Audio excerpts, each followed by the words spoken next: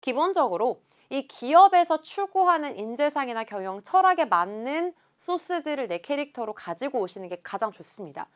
자, 실제로 이제 물류 혁신인데 물류 업종은 실제로 글로벌이나 디지털 이 두 가지 부분은 뗄래야 뗄 수 없는 포인트이기 때문에 이 두 가지에 대한 산업 분석은 필수적으로 필요할 것 같고요. 자, 여기에서 실제로 미션도 또 마찬가지죠. 근데 보면 풍요로운 삶 기업, 뭐 네트워크 연결은 여기랑 연결이 되고 있고요. 이게 이제 약간 상생의 가치 연결이 됩니다.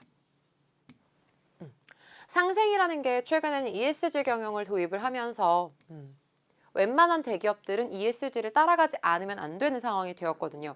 그래서 친환경, 환경을 생각하는 거라던가 아니면 나의 이런 사회적인 역할, 조금 도움이 필요한 사각지대에 놓여 있는 그런 사람들에게 따뜻한 시선을 보여줄 수 있는 실제로 그래서 기업들이 지속 가능 경영, 사회 공헌 활동 이런 것들이 보면 항상 홈페이지에 있잖아요.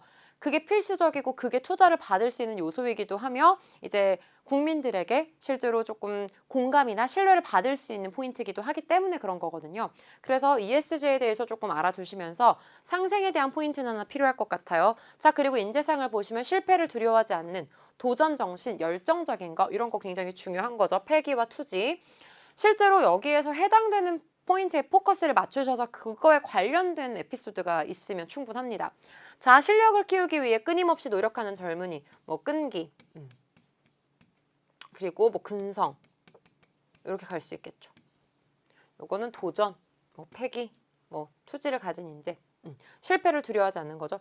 협력과 상생, 여기 상생이 나와 있죠. 롯데는 상생에 대한 포인트를 조금 어필을 많이 합니다. 그래서 협력과 양보를 기본으로 사회를 따뜻하게 만들 수 있는 인재. 자, 사회를 따뜻하게 만들 수 있는지 어떻게 해야 되나? 이거 어떻게 면접 때 내가 말을 해야 되나?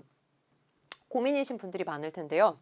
실제로 이 상생이라는 게 모든 기업에서 아까도 말씀드렸던 ESG 경영 때문에 굉장히 필요로 하고 요구를 합니다. 그래서 이 상생에 대한 포인트나 규정 같은 경우도 되게 많이 요구를 하는데 공기업뿐만 아니라 대기업에서도 실제로 이런 걸 많이 요구를 해요. 뭐 불의를 보고 불합리한 걸 보고 개선하려고 노력했던 경험 아니면 좀 어떤 집단 내에서 윤리적이지 않은 걸 목격하고 그거를 개선하기 위해 노력했던 경험 이런 것들이 굉장히 많기 때문에 아, 이 사람은 우리 기업에 적합하다. 우리의 어떤 경영 철학이나 인재상과 잘 맞아 떨어진다라는 느낌을 주고 싶으시다면 이 두 가지 에피소드가 있으셔야 돼요.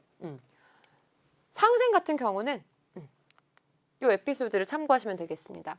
자, 보실게요. 내가 일하고 있는 곳은 복지관 근처의 카페다. 복지관에서는 청각장애인을 위한 교육 프로그램이나 행사가 많이 열려서 우리 카페에는 청각장애를 가지신 손님들도 많이 오시는 편이다. 이분들이 이제 아무래도 사각지대. 도움이 필요한. 그래서 지금 여기에서 말하는 사회를 따뜻하게 보시면 포커스가 양보죠. 도움이 필요한 사람들을 위한다라는 거죠. 자, 문제는 주문을 받을 때 구두로 안내를 해드리는 게 보통이라서 청각장애를 가진 손님들은 곤욕스러워하는 경우가 많다는 것이었다. 문제 상황이죠. 에피소드에 대해서는 어떤 식으로 구성하는지는 제가 알려드리겠지만 어쨌거나 문제 상황이 어느 정도 있어야지 면접이나 자소서에서 활용할 수 있는 소스들이 많이 나온다는 거. 자, 복지관 인근 특성상 이런 분들이 많이 오신다는 걸 알면서도 이분들을 배려하지 않는다는 것은 손님들의 편의를 생각해야 하는 카페에서 서비스를 담당하는 직원으로서 기본적인 자세가 아니라고 생각했다. 책임, 역할에 대한 포인트죠. 역할에 대한 포인트. 앞에 보시면 실제로 풍요로운 삶, 고객의 가치. 우리는 고객 가치를 생각한다. 그리고 이제 끊임없이 뭔가 노력하고 늘 지식과 능력을 단련시키는 거. 한마디로 그냥 내가 현실에 안주하기보다는 이런 분들을 위하는 것이 가장 중요하지 않나. 끊임없는 부분이랑도 연결할 수 있겠죠. 나는 한마디로 이런 책임감을 가지고 이거를 한번 내가 바꿔봐야겠다라고 생각을 했던 어떤 의지의 근간이 된 거고요. 어떻게 바꿨는지 여기에서 보통 강점이 나옵니다. 사장님께 건의를 드려서 주문받는 곳에 바로 큰 글씨로 인쇄된 메뉴판과 메뉴를 선택해서 손으로 짚어주세요라는 종이 프린트를 붙여놓았대요. 그리고 이러한 부분은 소리로 소통이 불편하신 분들이 자연스럽게 주문하실 수 있도록 모든 손님에게 적용을 했대. 자, 모든 손님들에게 적용을 했다라는 것 자체가 시스템 혁신이기도 한 거죠. 혁신은 필수적이니까요. 실제로 신입들한테 요구하는 것 중에 가장 중요한 게 혁신이기도 하고 물류는 계속해서 혁신을 거듭해 나가고 있고 이미 혁신 완성 단계예요. 그렇기 때문에 이런 혁신에 대한 가치, 시스템 개선, 시스템 효율화, 스마트 물류, 스마트 팩토리 이런 여러 가지 시스템을 활용을 하려고 하기 때문에 디지털 역량도 굉장히 중요한 포인트 중에 하나인데 이게 거의 다 혁신, 약간 효율화 이런 것들에 연관이 된다는 거.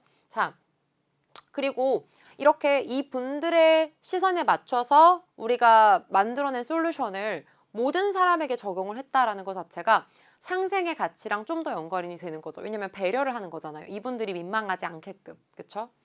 결과로는 이렇게 서비스하면서 오히려 모든 손님들과 더 분명하게 의사소통이 되면서 혼선도 줄고 더 신속하게 업무를 하게 되면서 더 효율적으로 일을 할 수 있었대요. 우리보다 조금 불편한 누군가를 배려했을 때 오히려 우리가 더 배려받는 업무 환경을 만들 수 있다는 걸 알게 된 경험이었다. 따뜻한 사회를 만드는 거. 그러면 실제로 협력과 상생을 아는 젊은이로 포커스를 맞춰서 컨셉을 잡으실 수 있겠죠. 협력과 상생을 위해서 끊임없이 노력하고 계속해서 도전하는 사람이라는 포인트로 연결할 수 있는 거고요.